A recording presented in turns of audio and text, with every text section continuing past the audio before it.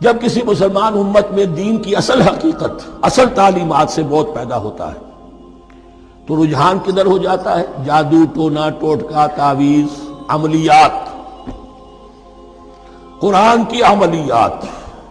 قرآن اترا تھا کسی اور کے لیے، کام کے لیے، یہ اس کو ذریعہ بناتے ہیں دشمن کو دیر کرنے کے لیے۔ محبوب آپ کے قدموں میں آ کر گرے گا، عمل قرآنی ہے، اتنے 100 روپے کا آپ دیجیے، یہ تو مل جائے گا۔ یہ دندے ہمارے ابھی چل رہے ہیں، خوب چلتے ہیں، اور میں سمجھتا ہوں کہ سب سے زیادہ فلرشنگ کاروبار جو ہے وہ اس طرح کا ہے۔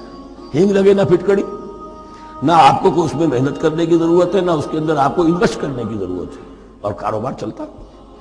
تو وہاں بھی کیا ہوا، وَاتَّبَعُوا، جب دین کی اصل حقیقت کو دور پھینک دیا، انہوں نے پیروی کی اس کی مَا تَتْلُو الشَّيَاطِينُ عَلَىٰ مُلْكِ سلیمان، جو شیاطین جن جو تھے